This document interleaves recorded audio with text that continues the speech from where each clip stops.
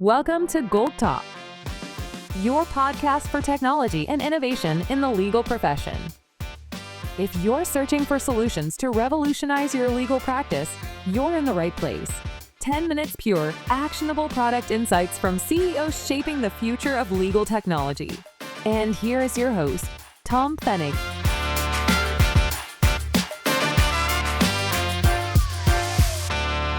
Welcome to GOLT TALK, your podcast for innovation and technology in the legal and compliance space. My name is Tom Pfennig. I'm the CEO of Transformer.legal, and I am your host today. It is my distinct pleasure to welcome Stefan Schicker, a Germany-based lawyer who has been in the trenches for many, many years and is a known driver of change and innovation in the legal space in Germany and beyond. Stefan is the owner, founder, and CEO of Inspiring Pioneers, a Germany-based digital transformation consulting boutique, and you'll be talking about this in a moment. And he is also the chairman and president of the German Legal Tech Association, a very, very important organization within the ecosystem driving digital change in times of AI. Without further ado, dear Stefan, it is my pleasure. I've been waiting for this moment for quite some time. Now you're making it possible. Happy New Year. It's still January 2026, and off we go. Tell us a little bit about yourself. We have prepared some interesting questions for our audience, and I am sure it will be an inspiring podcast. Welcome again. Excellent. Tom, it is my distinct pleasure to participate in this talk today.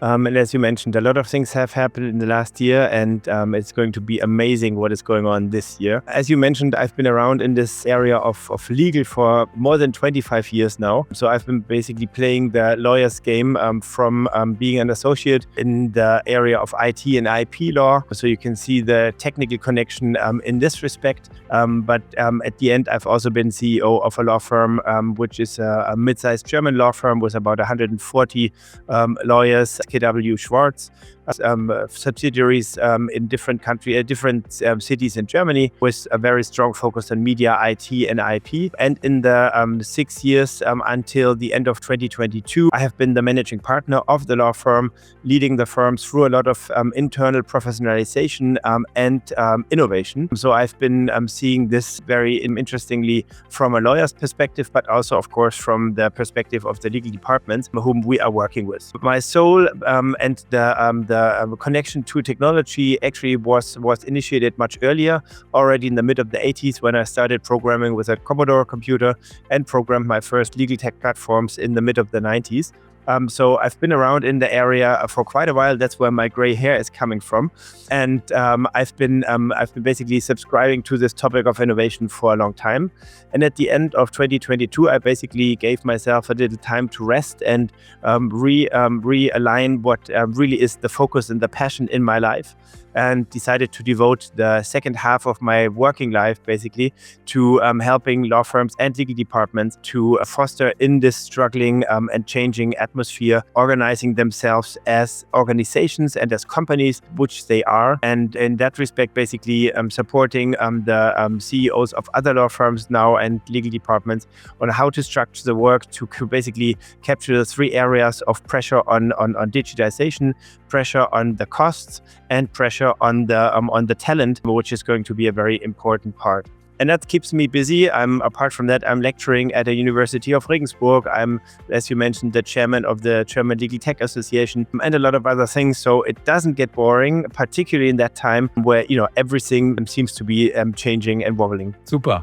So you kicked this off projecting an exciting year, 2026. So before we drill into some specific questions, maybe you can give us a bit of a state of the union perspective. What do you see overall? You are obviously pretty strong in Germany, but we've just talked about Asia. You have partners in Singapore as well. Where does the industry stand in terms of legal AI, tech adoption, change, as you said, and really systemic transformation? Yes, I think the systemic is the headache. The problem is that of course at this stage everybody is wanting to do something with AI, and that was nice. Basically, I think in the last couple of years since ChatGPT came up and aroused everybody's attention. In the current status, I think that this is already outdated. It's not a question on if we use AI, but a question on how, and we will dig deeper into that, how it is integrated, how deep it is integrated,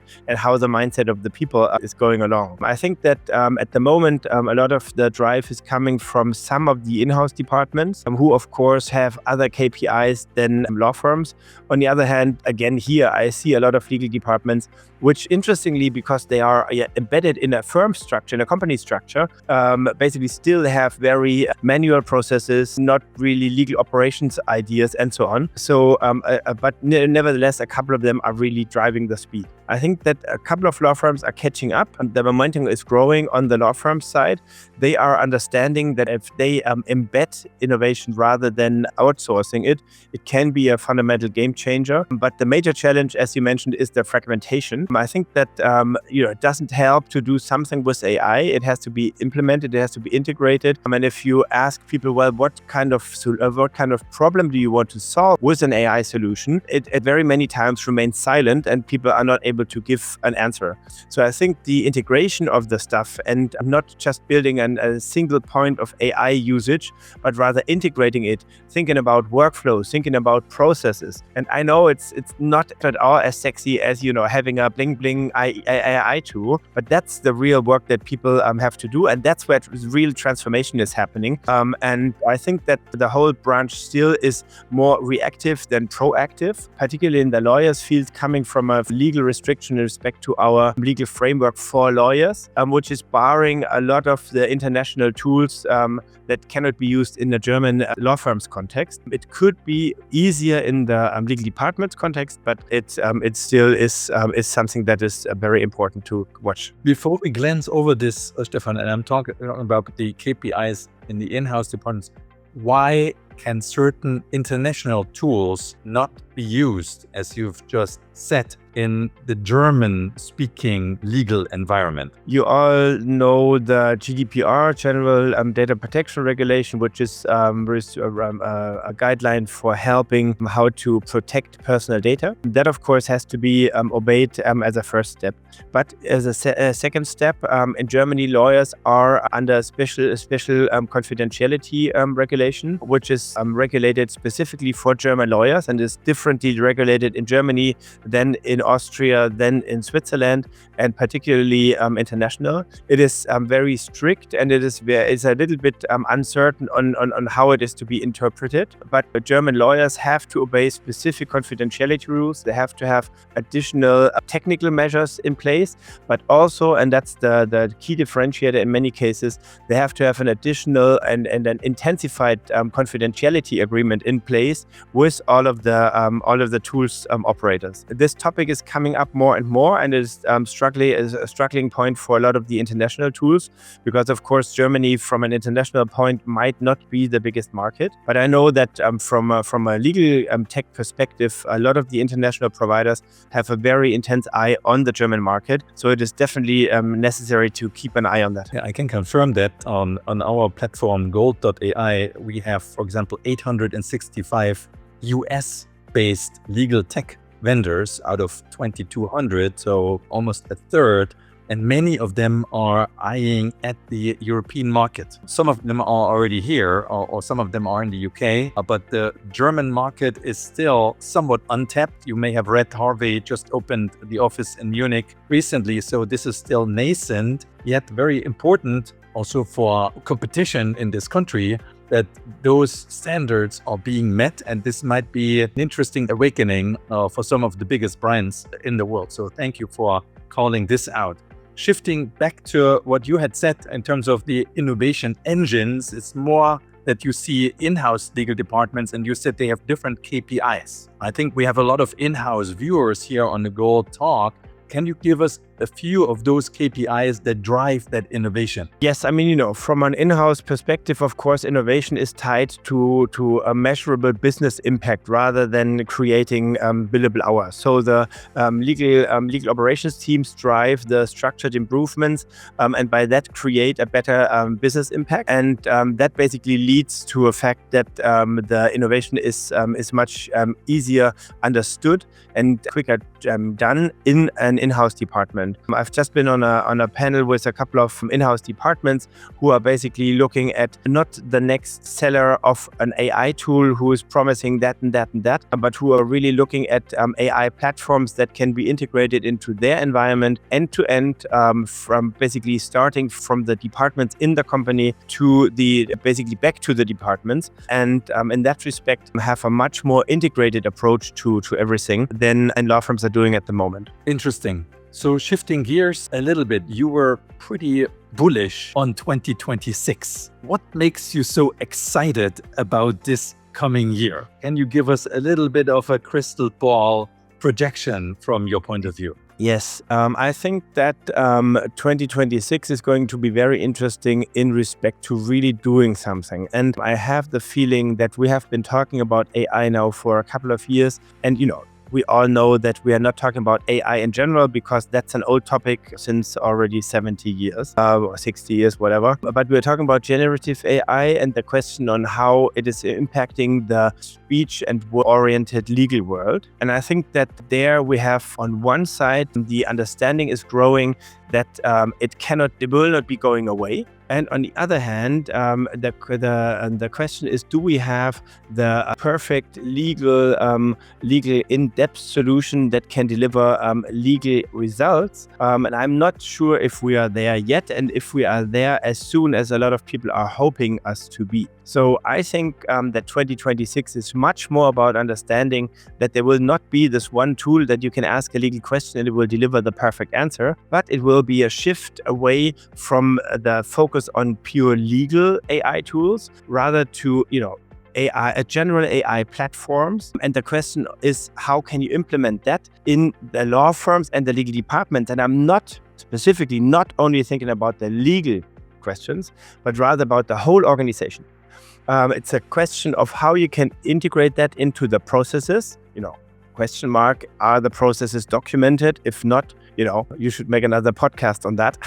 But it's an important topic, and I see in practice that it's just not there. But if you want to really work with AI, you have to have your processes documented, possibly even optimized or automated. But AI is not good in just a single point solution. So maybe the one thing why I'm so excited is that I have the feeling that we are at the peak of the chatbot working that we're doing at the moment. I don't think that will get any more, because using a chatbot, many people are still doing it like a search engine, but I think we are getting there. But using it in a chatbot way was a great entry point, but now it will shift over to specific automated tasks, workflows, and basically agents that are talking together. For example, capturing specific emails, directly sending them to an AI service with a specific task, preparing the answer, revising the answer, and at the end, basically sending it back to the email account. And I'm not a big fan of email, I know, but we have to respect the way the branch is organized and what is good. But basically taking it away from the manual process, you get an email, you do something with it, you get a result. I think that will change. So 2026 is not only about testing stuff. I think the braveness of testing is still important, but it will be the year of scaling. So the question is, how will we integrate and enable the stuff rather than only experiment with the tools? And another thing that I think has been hit the branch very distinctively is that it becomes clear that mindset becomes a bigger differentiator than tech. What do you mean by that? Well, I think that the tech tools are improving. I like to look at it in different layers. So you have a language model on the bottom for the language understanding, transformer system, whatever. We have an industry-specific model where you integrate, publishers' information and so on. consulting, and you have a law firms sector where you have your in-house knowledge that you basically can use in order to feed RAG systems and so on. I think that this is okay, but people have to understand that they have to learn specific basics on how the technology works in order to be able to use them in the future. Because as I just mentioned, I'm very much convinced that agents will be a very important topic that we will be talking about this year.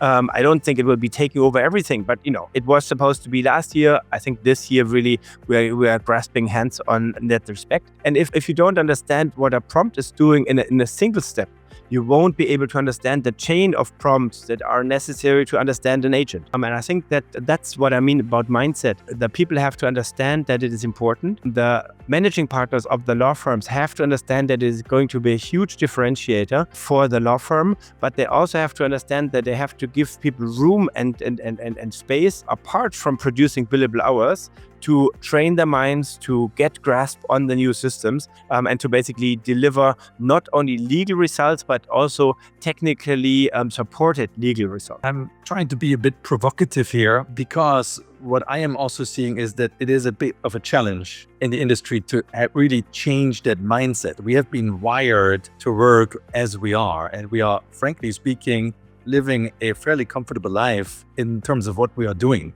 The moment you are disrupting this with something largely unknown, you're entering uncharted territory, meaning also you have politics, you have certain dynamics within the team, within workers' representations that do see these changes as fairly, I'd say, dramatic, because it goes back to stability, it goes back to assurances. If you take this away, people may not want to really shift their mindset towards these disruptive technologies. Is this something which you see as one of the biggest bottlenecks, really? And how do we break this vicious cycle? Because what I see, it's almost everywhere in this chain of command. It starts at the top, where obviously senior partners are seeing the business model eroding, and you're seeing it at the bottom, where senior, junior, mid-level associates are seeing their book of business eroding. How can we break into this vicious cycle? I completely agree, and it was so comfortable over the last 200 years, wasn't it?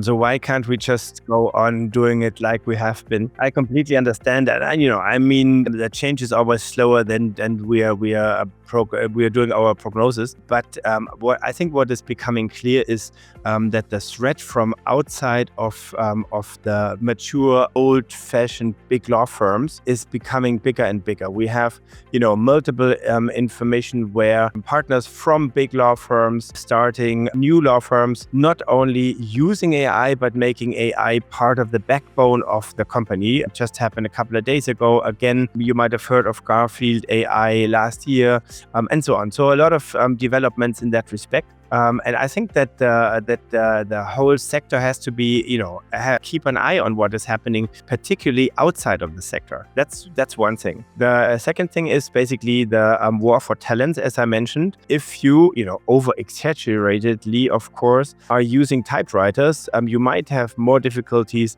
in finding new talents. And I've been doing some research in that respect. Last year, I was amazed that only a couple of percent, only a one-figure percentage of law firms are actually asking their new candidates what experience they have in AI. I think that's a tremendous mistake, but it shows the way the thinking is in the law firms. So I completely agree that that has to be shifting, but you have the pressure from the clients in the law firms. You have the pressure from the talents who are saying, well, if you are not future oriented, I'm not going to come to you. You have the organizational pressure because a lot of the young people don't want to work all night long. They don't want to be working on the weekends. You have to structure the work in a much more organized way. And if you're not able to do that, it's going to be a showstopper in that respect. So there's a lot of topics, and I'm talking to a lot of managing partners of law firms. I think that they are changing. I think that they are understanding more and more, and there are some early, some first movers, of course, but they are already ahead. So it's not only about the early adopters, but it's about seeing the mid of the market shifting, at least having an understanding on the topic. On the other hand, I know that the comfort of the last two centuries is residing very deep in our souls. And I see that in respect to what I'm doing myself. I've been working on billable hour systems for ages. And if I try to get away from that, productize solutions, think about flat fee proposals, think about packages and so on, you really have to work on that. You really have to train that. And I'm doing that very intensely. And I think that's something that the leaders of the law firms and legal departments really have to do. You have to get out of the comfort zone. You have to start training yourself. You have to basically get your hands dirty in that modern stuff and basically think about what you should be doing in the future. What would you recommend also from your own experience when you say getting started as an early and most likely effective use case? Maybe in both camps, law firms and in-house. If you go in and say, look, everybody is seeing this pain point, here's the solution. Which one would that be? Well, I wouldn't actually see so much of a differentiation in respect to starting by moving forward, by doing first steps and by basically really getting into the doing. Because if you ask me to give a prediction on AI for the next 10 years, I won't be able to. The next 5 years, I won't be able to. But, if you have a rough goal, what you want to reach in the next 2 to 3 years, you can start walking. And if you agree that it's not going to be the final decision on a goal that we're having, but we start walking and we will get comfortable in our shoes, our backpacks will somehow fall into place and we will get comfortable going. And basically that's what I'm doing a lot with the law firms and legal departments at the moment. I call that hybrid legal strategy or framework, which is basically installing an innovation motor in the law firms and helping them really getting things done by structuring interactive teams from different departments in the law firm, starting with small projects, using possibly the tools they have or newly integrated tools, and then starting with use cases. And that creates trust, that creates progress, and that creates early successes. And in that respect, we have been able in a lot of cases to turn around stubborn and old-fashioned minds and basically get them in supporting or at least not blocking the development for innovation projects. And what is the use case that comes to mind? And there I have to be honest, I would rather focus on use cases in respect to the non-legal area, because in the legal area you have some research to supporting tools and so on. That's nice. But I think that it is much more interesting to look about the standardization of workflows in the non-legal area. For example, optimizing the workflow of invoices in law firms, or optimizing basically the drafting of regular documents also in legal departments. So it's rather more, the daily small things that are keeping you from doing other stuff and getting used to that. And if you do that, you will discover a lot of more things that could be optimized, and you get the confidence that you can change it. So I wouldn't really start with the one first big use case, but rather looking at the daily procedures, looking at what really keeps the time or takes away the time, and then what can be interesting in that respect. Very good, very good. Now let's shift gears a little bit and turn towards your role as president of the Legal Tech Association, where you're representing essentially the legal tech ecosystem here in Germany. When I read the news, I read about big, bold promises by some of the legal tech vendors, which go way beyond the nitty-gritty stuff. This is a revolution. We are completely shifting the paradigm. My tool is not just a point solution. I cover several bases. How would you describe the state within the legal tech business? And let's focus on Germany because that's your turf. Also, when you look at these promises that sometimes out of German-based legal tech vendors are pushing into the market. Yes, and we all know about comic movies and superpowers that the villains have, and how that reflects to reality. I have been in a lot of discussions with people from legal departments, and that is something that really is getting on their nerves, that everything is sold as the next biggest, best, and so so on solution. And then we then see, the structured atmosphere that, for example, the most relevant source of information in Germany from the publishing houses, Beck Verlag, is in a one solution, and then you have other AI solutions which are not able to cooperate with that. That really is, I think, something that needs to be worked on. The integration of information is quite fragile and questionable. And I think that this is really going to be a huge information that is gathered in this year. I'm always surprised when people are telling, well, can you imagine this solution has cited a wrong decision? And I'm only laughing at that approach because I'm asking the people, well, what kind of data has the system been trained? Do you know that? Why should it know which decision is relevant? If it has a decision cited in a correct way, I'm surprised, but that's the normal case, that it will not know the information. And that's our job to understand that and to, structure the questions in a different way, provided with different information, different background information, and so on. That's what we have to learn. We have to understand how to use the tools. That's on the buyer side. And on the seller side, of course, you have to do advertising, I understand, but I have the feeling that a lot of the solutions are consolidating at the moment. Some of them have stopped in the last year. I don't think it's going to be the one-size-fits-all solution that is going to be that's going to be interesting. And AI as a trend, and we buy a tool and then we're done, won't work anymore. Right. So the state of hype is over. Would you summarize it like this? We are now turning into a more sober environment where performance, really measurable impact matters. And how does it translate into this ocean of legal tech solutions? We have GOLT.ai as a platform that tries to cut through the noise. Is it difficult also for your clients and also for the legal tech vendors to identify the ideal client profiles, to really understand what a tool is doing? Or is basically already this reshifting of focus and this consolidation doing the job? No, I think that there's apart from some of the players leaving the market, there are a lot of players entering the market. So the confusion is big for legal departments and for law firms. And I think the term of the bubble bursting misses the real picture. I think that the hype will definitely deflate. It will, we will blow away the noise, and systems like GOLT and the work that we're doing at the Legal Tech Association are helping in that respect. I think that the structural change in the legal departments and law firms has to accelerate rather than collapse or stay as it is. And that is going to be the real change, I think, or has to be the real change. And in that respect, it, of course, from a buyer side, will be a much more informed question, because they will understand what are their processes, what is the problem that I want to solve. And therefore, for the seller side,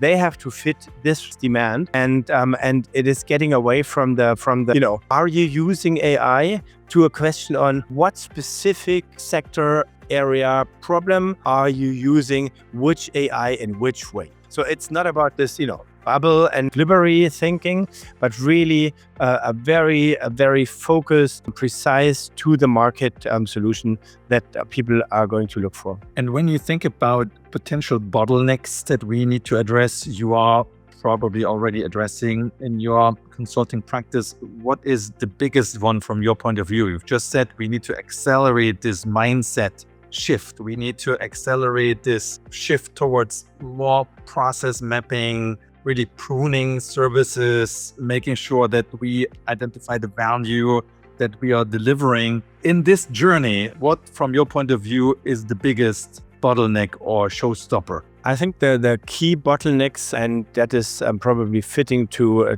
the red line that I'm trying to be outlining, is going to be the human and organizational factor. It's much more limiting than the technical stuff, because there are a lot of very cool solutions out there. The solutions are getting better and better. They are hiring a lot of people from the legal area, so they are able to tailor the stuff much more to the industry. But I think governance in the departments and law firms the trust, the education of talents, that are the things that are the real barriers. And this fragmentation, as I mentioned before, is really slowing the real impact, because it is just getting annoying to copy and paste in 2026. Yeah, I agree. And I think this is something where tone from the top and courage from the top is really key. Everybody is looking for leadership to march on, to accept the status quo is not sustainable, to offer change on a personal level as a role model, and to really get this going. And sometimes I think those colleagues of yours and mine are a little bit too procrastinating because yes, you're rightfully tapping into uncharted territory, and as legal is seen as an anchor of stability, rocking the boat during these turbulent times is a bit counterintuitive. So I get the dilemma is there. Let's help everybody to break through it. Shifting to my last question, as you're obviously looking beyond legal and technology, and you just talked about the AI bubble. Again, thinking a bit more broadly than legal, however, legal will be impacted if there was a global AI bubble bursting. What's your prediction there? Are we going to see something like we saw with the .com bubble 20 years ago, or a little longer even? Or is this a different animal? I think it's a different angle that we have to look at it. If you look at the innovation circles of Josef Schumpeter, who has been basically structuring the way of how innovation is done, and innovation is not the invention of something, but that's really how it is hitting the market. That has been starting basically in early times with water and power distribution. Then we had the steam engine and so on.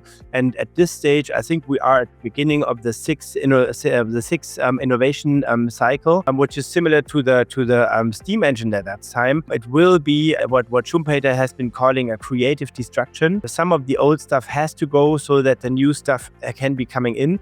We are only at the mere beginning of this sector.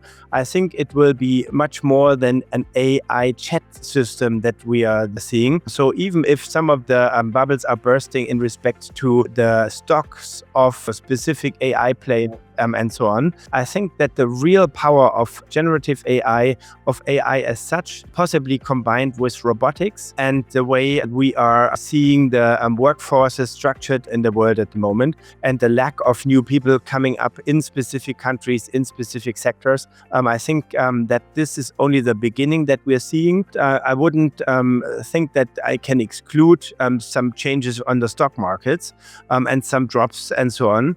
But I think that the AI success doesn't really come from plugging in a tool to a workflow that we have today, but it comes from changing how we work, and specifically how leaders act in this atmosphere. And that is going far beyond the legal area. It is, basically reflecting to all of the industry segments. Yeah, I think in 1999, when the internet bubble burst, the internet didn't go away. It was still there, but it was run by far fewer players. And the same, if there was an AI bubble bursting, will most likely happen here. AI will not go away, but those strongest players, or the most agile ones, or a selection of both categories, will make it and will still drive innovation. This was a very insightful podcast here, Stefan. Is there anything you would like to share with the audience that I have not asked you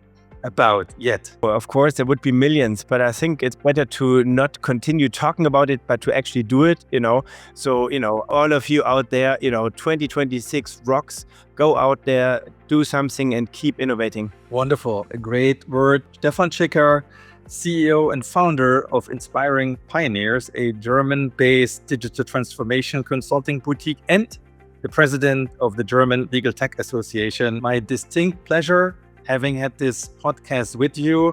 I'm sure our paths will cross either on legal tech conferences or on planes. Wishing you all the best for 2026 personally and professionally. And with that, thank you, dear viewers, for watching the GOLT TALK podcast. See you again soon. Bye-bye. Thanks for having me. Bye-bye.